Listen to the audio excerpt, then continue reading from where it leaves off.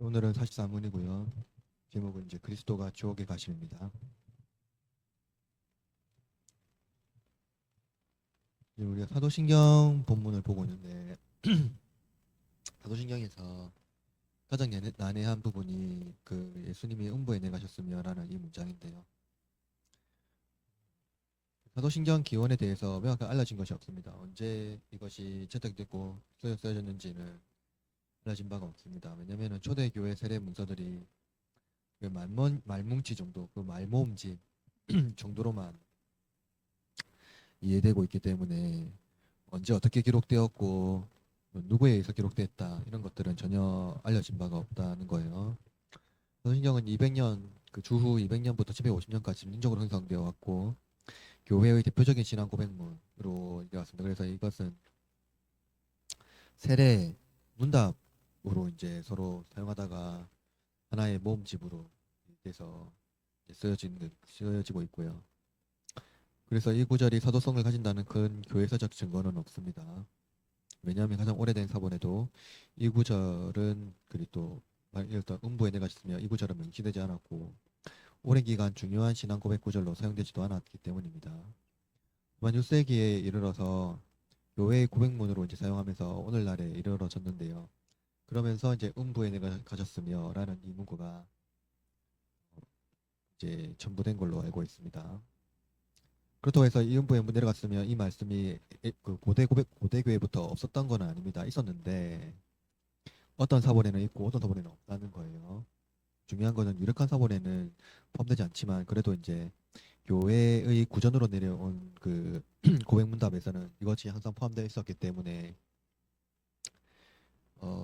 사도신경에 이제 고백문으로 사용하고 있다는 겁니다. 따라서 사도신경은 니케아 신경하고 다릅니다. 니케아 신경은 언제 누구에 의해서 교회에 의해서 채택된다는 것은 여러분 알고 있죠?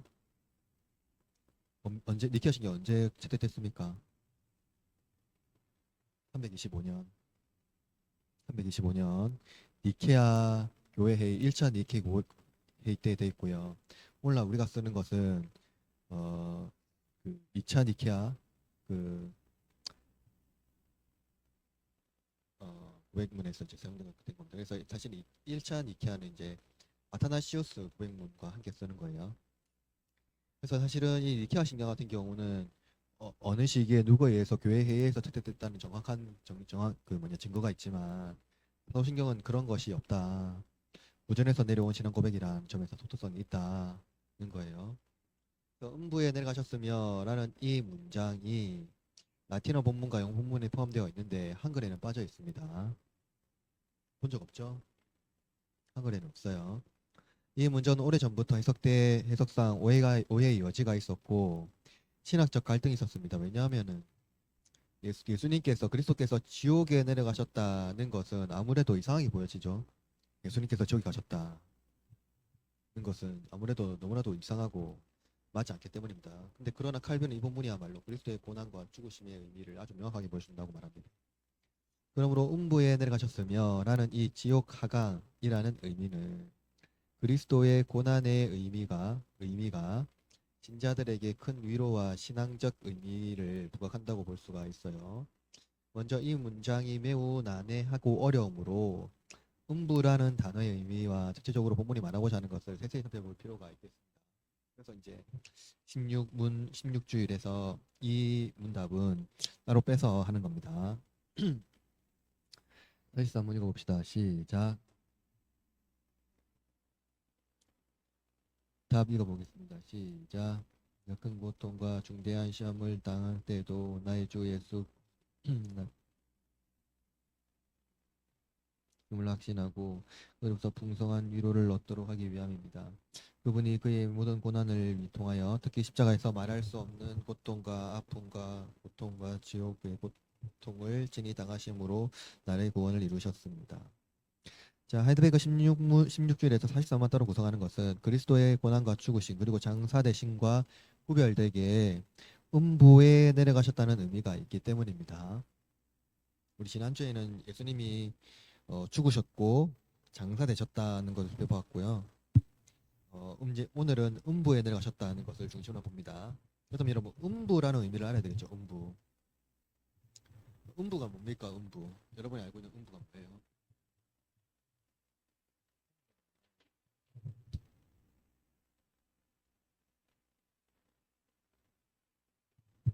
여러분이 알고 있는 이 음부가 어떤 겁니까?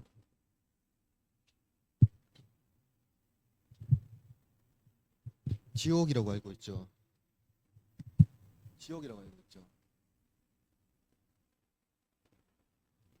또 음부라면 지옥이죠.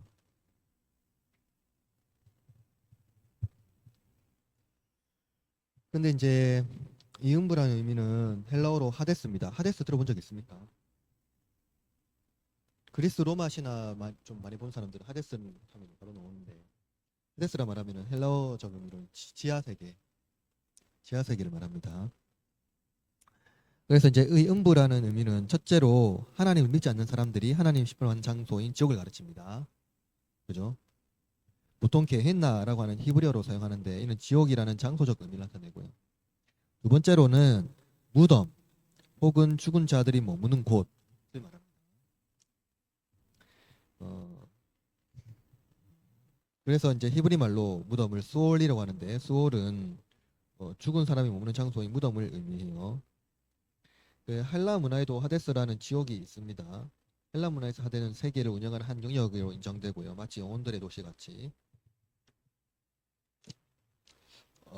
영혼들의 도시 같이 영혼들이 머무는 장소입니다. 영혼들이 머무는 장소이지만 세계와 반복적으로 교제합니다. 그러니까 헬라 문화에서는 지하 세계와 뭡니까 지상 세계와 반복적으로 교제하는 거예요. 그죠? 그래서 이제 순환적인 역할을 하고 있습니다. 반면 유대인들은 이들하고 이해가 달랐어요. 그래서 수월은 세계 내에 있지만 세상과 세계와 구별되는 세상이었습니다. 고대 유대인들이 이해한 세계의 개념, 이게 제가 이제 그림으로 가져왔는데요. 이게 이제 고대 유대인들이 이해했던 세계 그 세계관입니다. 여기서 보면은 그 어떤 세계관인 것 같아요? 어떤 것 같습니까? 세계가 어떻게 보입니까? 밑에 보면 그러니까 지상이 있죠. 얼스, 땅이 있잖아요. 그렇죠? 바다가 있죠. 바다 땅의 기둥 하반에 제일 밑에 그 뭐가 있습니까? 스월 돼 있죠. 스월. 예. 그리고 양 오른쪽 왼쪽 양육에 Foundations of the Heavens 돼 있는데 이것은 이제 하늘의 기초라고 돼 있는데 사실은 이거는 이제 기둥입니다. 기둥. 그 밑에는 그 땅의 기둥이 또 있고요. 그리고 위에는 하늘이 있고 이렇게 돼 있잖아요. 그래서 이제 유대인들이 이해하는 세계는 세계예요. 세계. 뭡니까? 지하가 있고 지상이 있고 하늘이 있습니다. 그죠? 이해됩니까? 오늘도 아마 이렇게 세계를 이해하는 경우가 있는데요. 이렇게 보면은요. 전동설이 맞습니까? 지동설이 맞습니까? 이렇게 보면 땅이 움직일 수 있습니까? 하늘이 움직여야 돼요. 그렇죠? 이런 개념으로 이제 이해했거든요. 자, 그렇게 합니다. 그래서 오늘날도 어떤 세계를 이렇게 이해하는 사람들도 있기도 하고요. 왜냐하면 지옥이라는 단어를 들으면 육체적인 고통과 형벌을 당하는 장소로 직관적으로 떠올려요. 그죠? 지옥 하면은 육체적인 고통, 형벌, 뭐 직관적으로 떠오르잖아요. 그렇다면 우리 개혁 신학에서 음부, 지옥은 어떤 의미일까요? 제가 뭐 이게 해서 저도 사실은 이 공부하면서 제가 잘못 가르친 게 하나 있어요. 그러니까 이 음부라는 개념이요. 단순히 지옥이라는 개념이 아니라는 거예요. 이게 뭐냐면은 음부라는 개념이 뭐냐면 소울이에요. 소울. 일단 히브리어 단어에서 소울. 뭐라고요? 소울. 소울이 아까 뭐라고 했죠? 무덤. 그리고 또 하나 더.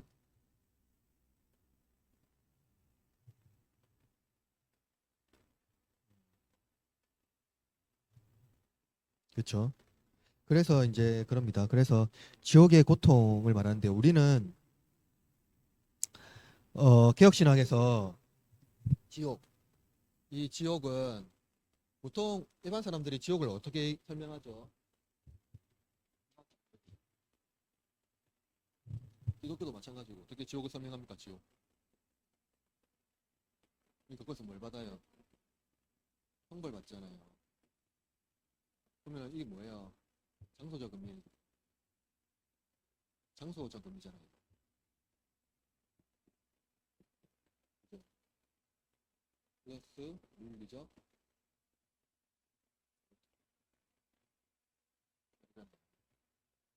그러면은 우리가 말하는 개혁신앙도 이렇게 지옥은 형벌받고 장소와 물리적 고통이 있는 곳이라고 말할까요? 이게 없다면 또 이상한데 우리 개혁신앙 어떻게 얘기할까요? 이 지옥 형벌을. 이거는 좀 말하겠지만 좀 깊이 봐야 되는데 오늘 본문에서 말하는 예수님께서 지옥 가셨다. 는 예수님 가서 지옥 가셨다 그 말이 이러한 물리적 고통 이걸 말할까요? 그래서 예수님 이 부분에서는요 상징으로 봐요. 상징적 해석. 그리고 우리가 봐는 지옥도요 사실은 저런 어떤 지옥 형벌 물리적 고통이라기보다 상징적인 의미가 있습니다. 그럼 봅시다. 이거예요 여러분. 예수님이 십자가에 죽으심으로 육체적 고난을 받으셨잖아요. 그렇죠? 예수님께서 십자가에 돌아가심으로 어떤 고통 받았어요? 육체적 고통 받았잖아요. 그런데 이제 지옥 강화는 영혼의 고통을 강조합니다. 뭐라고요? 영혼의 고통이요. 그러니까 상징적이라고 해서 지옥이 없네라고 생각하는 사람도 있을지 모르지만 결코 아닙니다. 여러분 생각해 보세요. 아담과 하와가 선악과가 없어도 하나님을 잘 믿었을까요? 하나님이 애초에 선악과를 안 만들었다면 아담이 하나님을 진정으로 해서 잘 믿었을까요? 생각하세요. 우리가 생각하잖아요. 사람들 선악과를 안 만들었으면 아무런 문제가 없었다고 말하잖아요. 사람들이 선악과를 얘네가 만들어가지고 이 문제를 만드냐. 선악과가 없었으면은 아무런 문제가 없었을 텐데 어떻게 생각합니까? 선악과가 없었으면은 진짜로 아담이 하나님을 진정으로 잘 믿었을까요?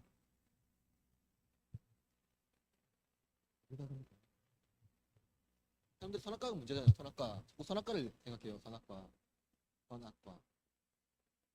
선악과가 없으면은 잘 믿었을 거라고 말하잖아요. 선악과 만들어서 문제가 생긴 거죠. 어떻게 생각합니까?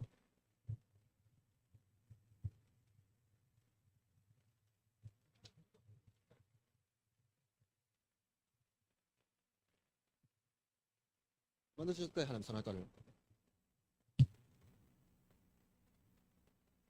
떠났지만 하나님과 인간 이 사이에 뭐예요? 선악과는 경계가 경계. 인간이 하나님 될 수 있어요? 없어요? 없잖아요. 그죠? 그 경계선에서 하나님이 선악과를 이제 보여주신 거예요.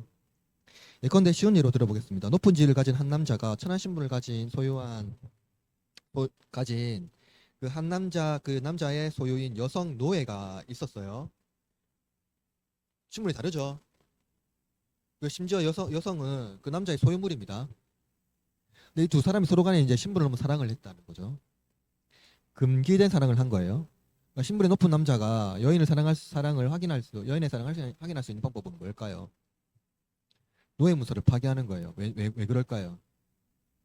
여러분 그 여성이 노예 그 소유고의 노예 문서를 파기하게 되면 어떻게 됩니까? 여성이 자유되죠. 그게 무슨 말이에요? 남자고 신분이 같아지는 거예요. 그냥 아무런 제재가 없어지는 거예요. 그죠? 그래서 그 여인이 이제 자유가 되니까 이제 도망을 가버리는 거죠. 신분이 같았기 때문입니다. 만약 여러분 중에 지옥이 없더라도 하나님을 신실하게 믿을 사람이 있을까요? 지옥이 없더라도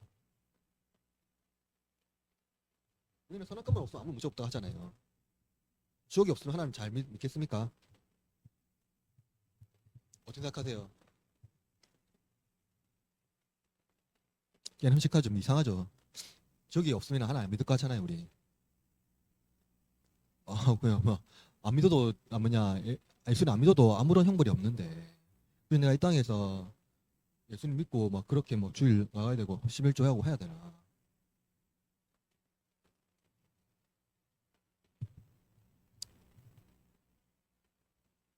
만약에 이게 나온다면요. 진짜 하나님을 사랑하는 사람만 교회에 남을 겁니다. 진짜 나 아무것도 안 봐도 되고 하나님과 함께 하는 거 그것 자체가 좋은 사람만 남을 겁니다. 자, 그러면 봅시다. 음부를 상징적으로 해석한다고 해서 우리의 신앙의 조건이 달라지는 게 아니라는 거죠. 협박 상호 계약으로 유지하는 사람이라면 그 협박 문서가 제거되면 유지할 필요가 없어져요. 맞죠? 만약에 진짜 지옥이 그냥 협박으로만 이해됐다면, 그래서 무서워서 교회를 다니려고 한다는 사람이라 하면 그 문서가 지워지잖아요. 그럼 있을 리가 있습니까? 없습니까? 없어진다는 거죠. 상징으로 해석한다고 해서 그것이 뭐냐, 그 어떠한 조건이 사라지는 건 아니라는 겁니다. 이해되죠? 그러나 하나님은 협박하기 위해서 지옥을 만드신 것이 아니라는 거예요. 그렇다면 우리가 음부를 어떻게 해석하고 이해하며 왜 예수님은 음부에 내려가셨다는 문장을 사도신경에 남겼는지 살펴봅시다. 이에 대해 세 가지 해석이 있는데요. 음부에 대해서요. 첫 번째로 천주교 해석에 이제 가톨릭 교회 해석에 문제점이 있습니다. 여러분, 가톨릭 구원론의 가장 핵심은 뭐예요? 가톨릭 구원론의 가장 핵심.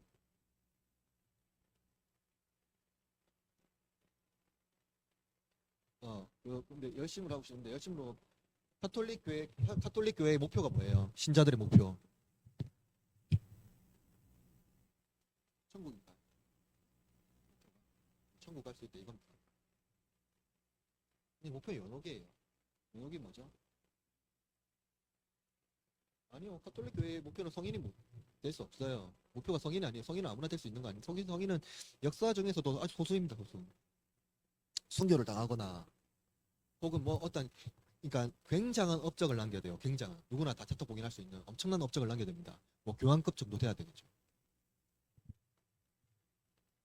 엄청난 업적을 남겨야 돼요. 목표는 어딜까요? 연옥이에요. 연옥. 연옥도 뭐예요? 이것도 옥입니다. 옥. 옥이에요. 옥이 뭐예요? 감옥이 감옥. 자, 봅시다. 자, 천국이 아니라 연옥이에요. 왜냐하면 천국에 이룰 수 있는 공로를 쌓을 수 있는 사람은 극히 소수이고요. 그들을 성인이라고 부르러요. 천국에는 성인들의 잉여 공로가 있기 때문에 그들을 숭배할 때 잉여 공로가 지상에서 보석하는 사람들의 공로가 된다고 여겼습니다. 자, 전에 설명했어요. 그죠? 예. 기억하시죠? 이들은 연옥에서 영혼이 정화된 후에 천국 혹은 낙원에 이른다는 걸 하셨어요. 그죠? 연옥, 그러니까 일차적으로 신자가 도착하는 곳은 어디입니까? 신자가 있잖아요. 완전히, 그러니까 그러니까 그러니까 순결한 상태가 될 수 있을까요? 지상에서 순결한 상태. 예, 예. 우리 기독교는요. 순결하다고 말합니까? 순결하다. 예. 의롭다 하는 거 순결. 의롭다는 말이 뭐예요? 우리가 없다는 거잖아요. 그러니까 이제 없다는 거니까 거기에 어떠한 결핍이 있다는 겁니까? 없다는 거예요. 근데 신자는요, 그 의를, 기독교는요, 완벽한 의를 안 믿어요. 완벽한, 그러니까 결핍이 없는 의를, 그거는 그 뭐냐, 불가능할 뿐만 아니라 오히려 성경을 왜곡하는 거다 이렇게 보면. 어떻게 인간이 어 어떻게 불의한 인간, 죄인인 인간이 결핍이 없는 인간이 될 수 있느냐? 불가능하다는 거죠. 기독교도 결핍이 없다고 하는데 지상에서는 여전히 어려움이 있습니다. 근데 이제 영화의 관계가거든요. 죽음이요. 영화의 관계, 순결한 게. 근데 이 사람들은요, 영화를 어떻게 하는지 아세요? 연옥에서 영화에 이르려면 이 순결한 단계를 거쳐야 돼요. 연옥에서 어떻게 순결한 단계를 거칠까요? 순결하게 되려면 어떻게 됩니까?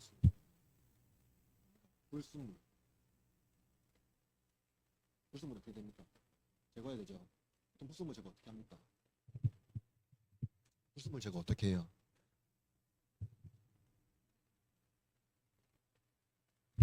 그것도 있지만 그것도 있어요. 근데 그것뿐만 아니라 영화에 가는 시청이 필요하거든요. 그러니까 어떤 사람이, 그러니까 조금 더 순결하게 가까운 사람, 좀 더 순도가 높은 사람이 좀 더 연옥에서 빨리 나오겠죠. 정화가 빨리 되니까. 어떻게 정화됩니까? 그 지상에 사는 거고요. 연옥 갔으니까.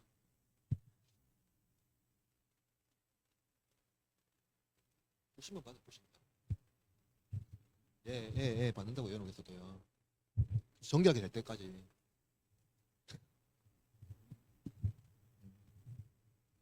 정결하게 되는 거예요, 정결하게. 근데 이제 시간을 이제 단축하는 거죠. 아무튼 그래서 그러니까 그러니까 뭡니까? 중세 때 면죄부가 너무너무 잘 팔리는 거죠. 믿을 겁니다. 아마 제가 알기로는 이 예, 예. 그냥 뭐 가톨릭 신학을 정확하게 나도 연구하진 않은데 제가 아는 개념은 이렇거든요. 아마 그럴 겁니다. 가톨릭은 굉장히 보수적이라서 그 어떠한 방법으로 교리를 바꾸지는 않나요? 우리도 마찬가지겠지만. 근데 재밌는 게 있어요. 그런데 이 정화된 후 천국에 이런 데는 갇히는데, 근데 천국에 천주교에 의하면 이제 지옥이죠, 지옥. 지옥 있잖아요, 지옥. 연옥이 가기 연옥은요 지옥이 아니거든요. 중간 단계예요. 그러니까 지옥에 연옥에 가는 사람은 반드시 어디 간다고요? 지옥에 갑니까? 천국 갑니까? 반드시 천국 가요. 지옥으로는 안 가요. 기간이 문제죠, 기간이 문제. 그죠? 하여튼 천국 갑니다, 어쨌든. 그런데 이제 뭡니까? 지옥에 지금 지옥에 있잖아요. 지옥이라는 이 공간이 있는데 이 공간에 가장자리 있죠, 가장자리. 이 가장자리가 떠옵니다요. 이걸 뭐라 부르냐면은요, 림부라고 불러요, 림부. 림부라고 부르거든요. 근데 그 림보에 주변부에 선조림보 뭐라고요? 선조림보가 있다고 주장했어요. 선조림보. 이들의 주장은 재밌습니다. 그리스도가 구속주로 오시기 전에 백성들을 그리스도의 구속을 경험할 수 없기 때문에 구약 백성들, 그죠? 그러니까 뭡니까? 이 선조림보가 뭐냐면 선조가 뭐예요, 여러분? 조상이죠. 얘들 말하는 조상은 가톨릭 조상이 아닙니다. 누굴까요? 구약 백성들. 왜 이렇게 말할까요? 잘 보세요. 보세요. 제가 설명했지만 그리스도 있잖아요. 그리스도. 우리 어떻게 구원받습니까? 기독교는 그리스도교는. 음, 반드시 믿음이죠. 그럼 그리스도가 오기 전에는 어떻게 구원받아요?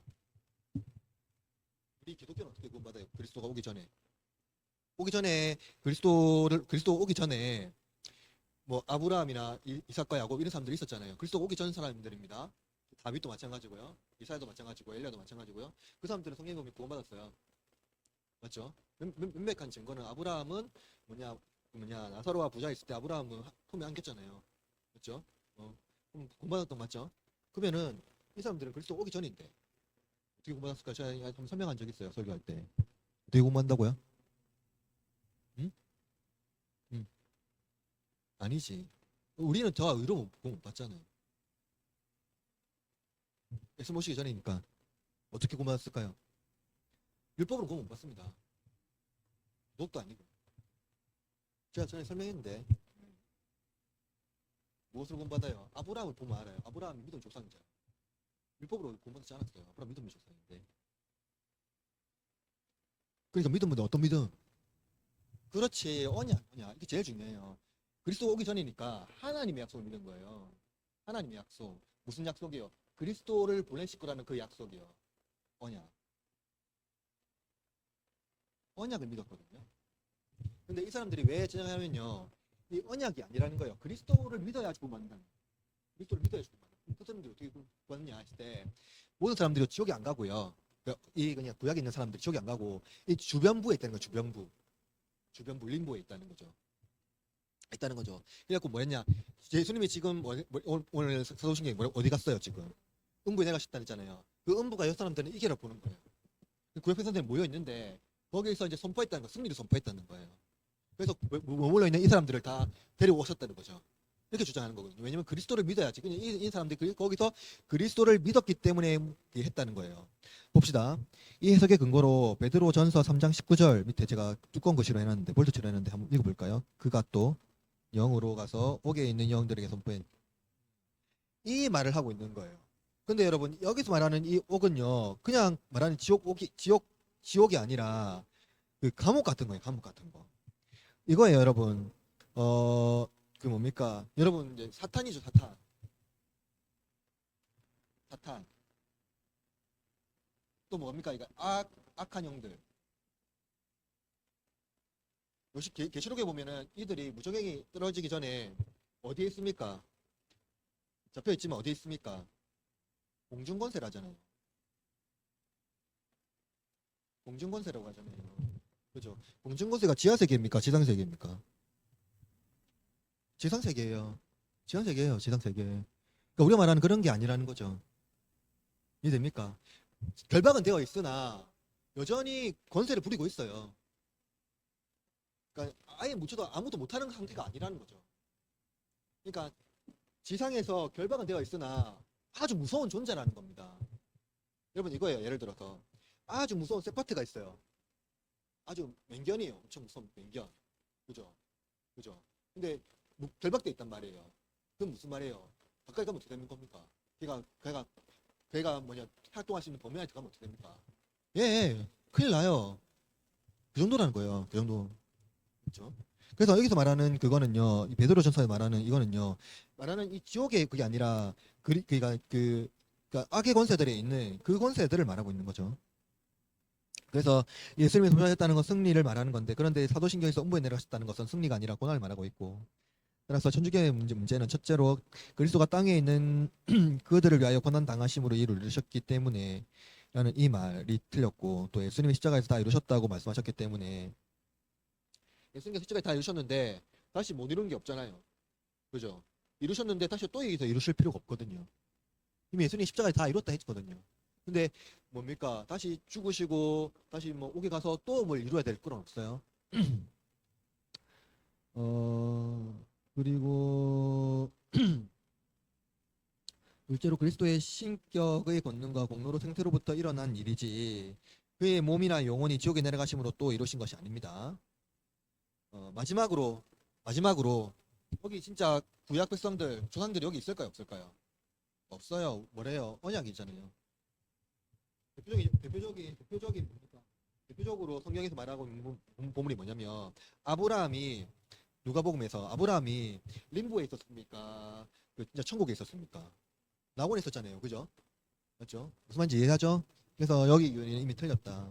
그래서 구약 백성들도 신약 백성들과 같이 의로운 자들은 하나님이 계신 곳에 함께 머물러 있었다는 거예요. 다만 구약 백성들은 그리스도가 오신다는 언약을 믿는 자들이며 신약은 오신 그리스도를 믿는 자들이라는 차이점입니다. 둘째로 개신교 내 제2의 계예설이 있어요. 제2의 계예설. 두 번째 기회가 주어진다는 겁니다. 이건 개신교 내 천주교 교리를 따르지는 않지만 그리스도께서 죽은 자들에게 복음을 선포했다는 사람들이 있어요. 죽은 자들에게 뭐라고요? 이게 핵심은 뭐예요? 예, 그거예요. 죽은 자들.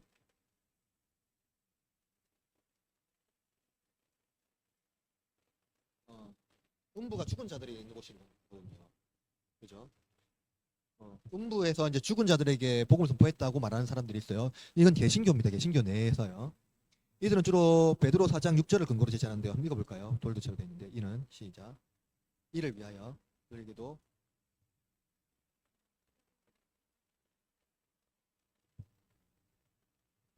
자, 이 베드로전서 말씀을 이제 음부에 내려가셨다는 것과 적용합니다. 왜냐면은 이를 위하여 죽은 자들에게도 복음이 전포되었다고 말하고 있으니까요. 이 문장만 뜨면 이렇게 할 수가 있는데 이들은 죽은 자들에게 복음을 전파되었다는 이 문장의 근거로 음부에 내려가셨으며라는 이 단어를 사도신경으로 이제 해석하는데요. 이들의 주장은 복음을 듣지 못하고 죽은 자들은 복음을 공전하게 들을 기회가 주어지지 않았으므로 죽은 뒤라도 복음을 들을 기회가 있어야 한다고 추론하는 거죠. 이해되죠? 무슨 말인지. 그러니까 이 땅에서 복음을 듣지 못하고 죽은 자들은 공정하지 않았다. 죽은 뒤라도 복음을 들을 기회가 있어야 한다 하고 추론하는 거예요. 그러나 이 주장은 성경의 말씀을 기본적으로 거스르는 건데요. 누가복음 16장 부자가 나사로를 보내어서 형제 다섯이 있는 곳에 증언하게 하여서 이 고통이 받는 곳에 오지 말라고 원청한 거 여러분 아시죠? 그 말씀 했잖아요. 그죠? 그러나 예수님은 그들에게 모세와 선자가 있으니 그들에게 들으라고 말해요. 그때 부자가 이렇게 또 말해요. 볼조처럼 해놨는데 읽어볼까요? 시작. 이르되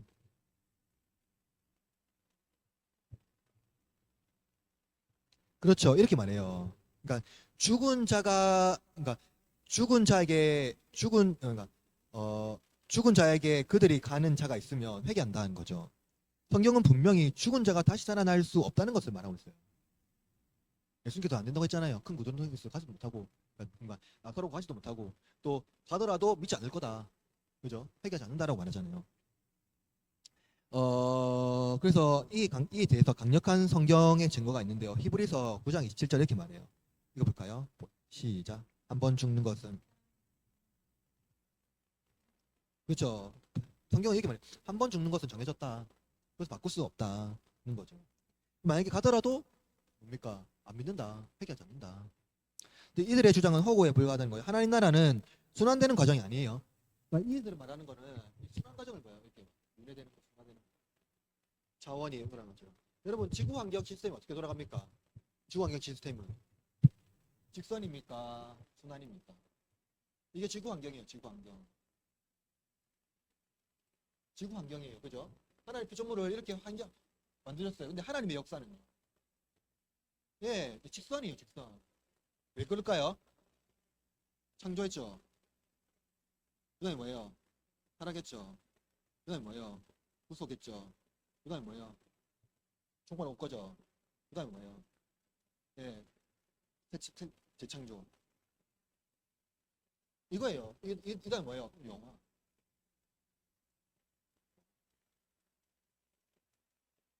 그냥 직선이에요. 직선으로 쭉 가요. 이게 뭐예요? 여러분 잘 알고 있는 기독교 세계관이잖아요. 창조 타락 구속 맞죠? 그러니까 하나님의 역사는요 순환이 아니라 직선이에요. 그냥 쭉 가는 거예요. 그래서 특히 이들의 주장의 문제는 하나님의 성품을 왜곡한다는 거예요. 이렇게 주장하는 자들은요 개인의 권리를 주장해요. 왜냐면 하나님 부장하다. 왜냐면 그들의 권리가 있는데 그 권리를 박탈했다는 거예요. 내가 선택할 수 있는 권리를 박탈하는 겁니다. 왜냐면 내가 듣고 내가 선택할 건데 내가 들을 기회도 주지 않은 것은 공정하지 않다는 거예요. 그래서 하나님이 개인의 권리를 박탈하는 분으로 주장합니다. 그러나 구원은 개인의 권리를 주장하는 것이 아니라 은혜로 얻죠. 그래서 하나님께서 누구에게 어떻게 자비를 베푸셔서 은혜로 구원하는지는 우리는 알 수 없어요. 다만 우리는 은혜로 구원을 얻었고 하나님께서 베푸신 은혜로 권리를 주장할 수 없다는 거예요. 성경신학적으로 베드로 4장 16절은 죽은 자들은 복음이 선포될 때 살아 있었지만 그러니까 이거예요. 베드로서 4장 죽은 자들 선포됐지 않았잖아요. 그때 선포될 때 살아 있었던 자들이지만 지금은 죽은 자들이라는 거예요. 베드로전서 지금 시간 없었다 보지만 분명히 다 보면은요. 베드로가 말한 이 구절은 죽은 자들에게 선포되어 죽음으로부터 구원을 얻은 것이 아니라 마지막 심판으로부터 구원을 얻는 겁니다. 그렇죠? 그러니까 여러분 이거예요. 여러분 나중에 말할 건데 수월이잖아요. 수월이 중요한 핵심인데 수월에 어떤 사람이 간다고요? 어떤 사람이 머무는 곳이라고요? 예, 믿고 안 믿고가 아니라 그냥 죽은 사람이요.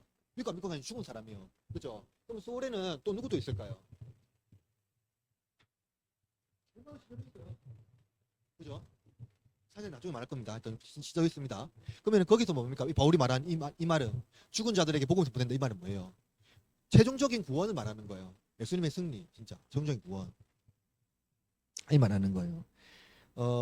그래서 베드로가 말하는 이 구절은 이게 이제 그죠? 그래서 10번 언급합니다. 사실 그리고 또 베드로가 이 말씀을 썼을 때는 그 뭐냐 로마 제국의 극심한 박해가 있을 때거든요. 박해. 예. 그래서 이렇게 쓴 겁니다. 그리고 마지막으로 이 견해는 노아의 방주 시대에 죽은 자들에게 기회를 제공한다.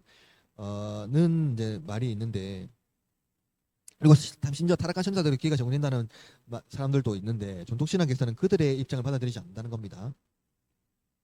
예를 들어서 노아의 시대에 엄청난 박해가 있었잖아요. 박해가 아니라 심판이 있었잖아요. 그들에게 다시 한번 더 기회가 주어진다 이렇게 말하는 거죠. 근데 사실은 그건 아니에요. 왜냐면 노아가 이미 기회를 줬어요. 심판이 임한다고 다 얘기했어요. 선포했어요. 그죠? 그래서 그것도 맞지 않습니다. 그래서 베드로 전서 4장 16절은 복음의 전도가 아니라 선포고요. 죽은 자들에게는 그러니까 예수 그리스도를 믿지 않는 자들에게 예수를 믿는 죽은 자들에게 최종적 승리를 말해주고 있다는 건 겁니다. 자, 다음으로 이제 루터파에서를 볼게요. 이들은 그리스도께서 죽으신 후에 그의 영으로 음부에 내려가신 일이 있으나 사탄과 흑암의 세력들에게 자신의 승리를 드러내셔서 왕성하시고 사탄에게 승리를 선언하시고 그들에게 명백한 유죄선을 하기 위해 선부에 내려가셨다고 해석합니다. 여러분 이 말 아마 들어본 적 있을 수도 있어요. 왜냐면요 루터파 해석을요 개신교에서 많이 인용하거든요. 저도 예전에는 이렇게 생각했었어요. 그러니까 음부에 내려가셨을 때 예수님께서 사탄과 흑암의 세력들에게 내려가서 승리를 선포했다는 방식으로 음부에 내려갔다고 해석했었거든요. 여기서 많은 개신교 목회자들이 이렇게 해석을 하는 사람들이 많아요. 근데 이게 오류라는 겁니다. 그래서 한번 볼게요. 루터파는 알게 모르게 장로교에 해석하는데 그러나 이 문제는요. 음부에 내려가셨으며 이 문장을 그리스도의 고난이 아니라 승리로 본다는 거예요. 그러면 이것은 그리스도의 고난입니다. 승리가 아니에요. 웨스트민스터 오신문에서 음부는요. 무덤으로 해석해요. 뭐라고요? 무덤이에요. 전적으로 그 신학자들은요. 음부를요.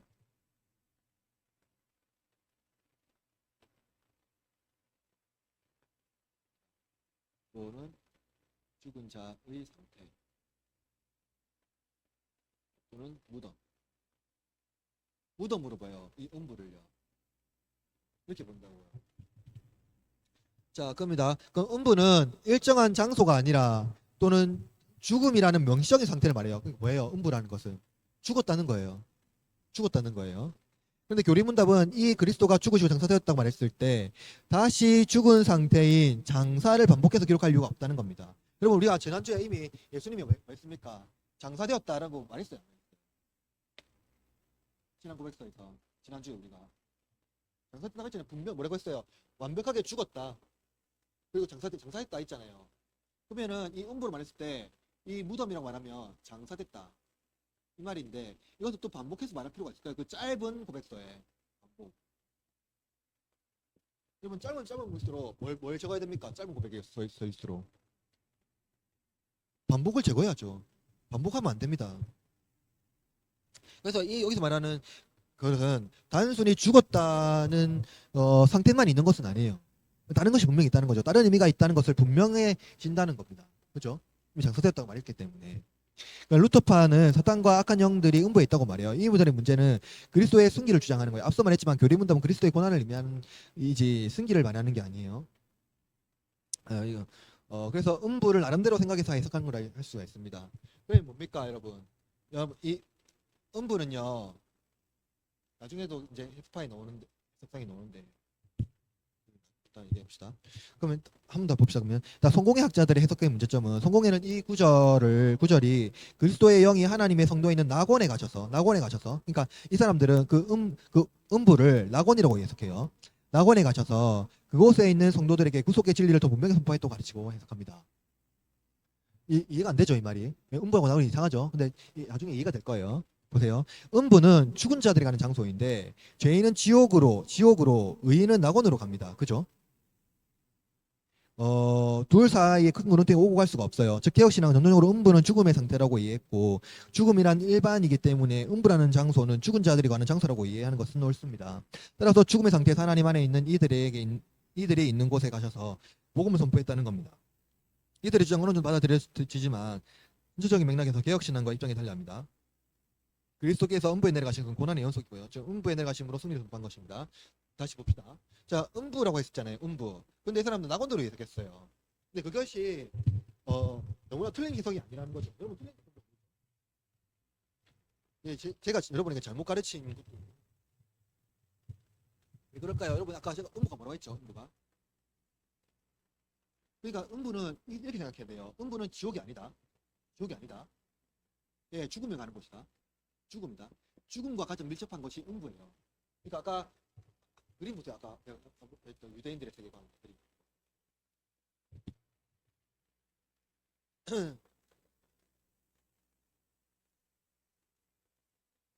이 페이지에 있어요. 거기 보면은 이게 뭐 지하 세계가 이렇게 있고, 뭐 여기 수월 있고, 여기가 지상이 있고, 이래서 이게 하늘 있잖아요. 여기 소울이 있잖아요. 지옥이 아니에요. 소울이 지옥이 아닙니다. 아닙니다. 소울은 뭐예요? 그러면 성경에도 있잖아요. 야곱이 아니다. 야곱이 그 사랑하는 아들 누굽니까? 요셉과 베냐민 잃었을 때 어떻게 했습니까? 잃었다고 생각했을 때 어떻게 했습니까? 내 영혼이 수월에 내려가는 것 같아 이렇게 말했거든요. 그 말이에요. 그러면 야곱이 지옥에 간다 이 말일까요? 죽게 되면 무덤에 간다 이 말이에요. 죽을 것 같은 고통이 있다 이 말이에요. 그래서 음부는요 그냥 죽음의 상태, 죽음이라는 거죠. 그러면은 이 죽음이라는 것은 신자, 유신자 다 죽습니까 안 죽습니까? 그럼 다 어디 가요? 다 수월에 가요. 수월에 갑니다. 그러면 이 수월에는요 두 가지 개념이 있어요. 어떤 개념이 있습니까? 예, 낙원과. 사실은 제가 얘기했는데 왜냐면은 이제 그렇죠 갑니다. 그래서 이런 거예요. 여기서 말하는 수월은요 죽은 상태라는 거죠. 그러니까 음부는 정확히 해석하면은 지옥이라고 보면 안 되고 지옥이라고 보면 안 되고 그냥 죽은 상태, 무덤, 죽음 이라고 해석해야 돼요. 이해되죠? 어, 그렇게 말합니다. 그래서 개혁파 신앙은 어떻게 보냐면 개혁 신학자들은 음부에 내려가셨으며라는 이 구절을 겟세마네에서 십자가에 죽으심으로 그리스도의 개혁하신 영의 고뇌를 지옥과 같은 극심한 고통으로 고난으로 당하셨다고 비유적으로 표현한 것이라고 해석한다는 거예요. 비유적 해석. 즉 버림받은 자들이 현세와 내세에서 당하는 극한의 고통, 고뇌를 그리스도께서 그의 영혼으로 친히 당하셨음을 의미하고 있는 거예요. 또한 그리스도께서 그의 고난의 전과정에서 크고도 극심한 치욕을 당하셨음을 의미합니다. 자, 지금 시편 113편, 116편 3절 이렇게 말하는데요. 한번 읽어볼까요? 시작. 사망의 줄이 나를 두르고 스올의 고통이 내게 있으므로. 이 다윗의 노래예요. 다윗의 노래. 스올의 고통이 내게 이름으로 보죠. 그러니까 죽음의 고통, 그러니까 막 그런 고통이 이제 임한다는 거죠. 그래서 구약에서 소울이라는 단어를 사용하면 죽음의 고통이 매우 극심하다는 것을 보여줘요. 죽음이란 자연적인 것이 아니라 깊은 고통을 의미하죠. 그것은 하나님과 단절된 인간의 자아를 보여주는 시체적인 형태이기 때문입니다. 따라서 죽음이란 매우 자연스러운 현상이 아니라 매우 이질적인 현상이죠. 성경은 죽음을 인간의 운명 혹은 자연적 결과라고 말하지 않아요. 소울이라는 장소는 인간의 비참함을 증명하지만 동시에 구원받는 자들에게 어떡하네요.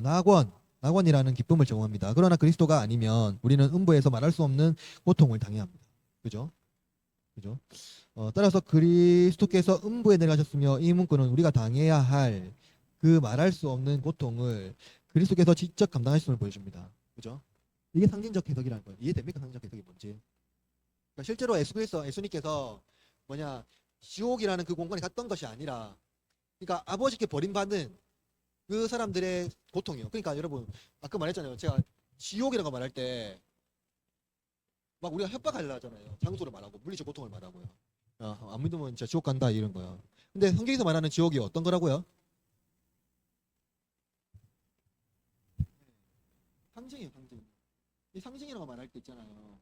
굉장히 뭔가 우리가 그러면 그럼 지옥 없다 이렇게 말할 수 있지만 그게 아니라고요. 그러니까 우리가 지옥이라고 말할 때 반드시 해야 되는 건 뭡니까?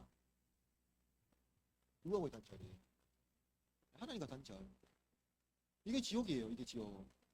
예. 그냥 이걸 자꾸 설명하지 않고 자꾸 물리적인 고통, 불지옥, 무슨 지옥 이렇게 말하잖아요. 하나님 우리 협박하러 오신 거 아니잖아요. 예수님 우리 협박하러 오신 거 아니잖아요.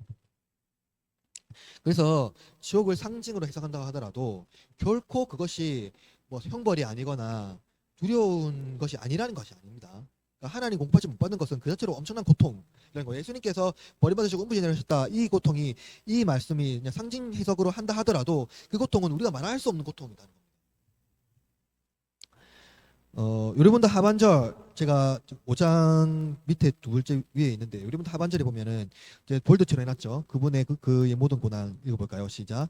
그분의 그의 모든 고난을 통하여 특히 십자가에서 말할 수 없는 두려움과 아픔과 공포와 지옥의 고통을 친히 담당하심으로 나의 구원을 이루셨습니다.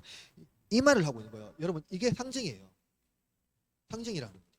예수님이 받은 고통이 얼마나 큰지 홍보하셨다는 걸 보이는 거예요. 그러니까 이 문장이 그것을 명백하게 보여줍니다. 따라서 그리스도께서 우리를 지옥의 고뇌와 고통에서 구원하신 것이라고 개혁 신앙은 이해한다는 거죠. 하리베드로 여러분도 이해한다는 겁니다. 그리스도는 십자가에서 우리의 죄를 짊어지심으로 육체적인 모든 고난을 당하셨고요. 내가 받아야 할 하나님의 모든 진노와 저주를 받으심으로 영혼이 하나님께 버림받아 지옥의 고통을 당하셨다는 거죠. 따라서 그리스도는 우리의 구주이시며 지옥의 고통에서부터도 우리를 구원하신 분이라는 겁니다. 지옥의 고통, 하나님과 단절되는 고통, 하나님과 없어지는 하나님 앞에서 소멸되는 고통. 그래서 우리를 구원하신 거예요. 그래서 우리가 하나님에서 없어지는 것이 아니라 하나님의 자녀가 되고 하나님과 함께 할 수 있다는 거죠. 그 저주와 고통에서 우리를 건져 주신 겁니다. 그렇다면 그리스도께서 음부에서 고통 당하심으로 우리에게 주는 유익은 무엇입니까? 첫째로 읽어볼까요? 첫째, 시작.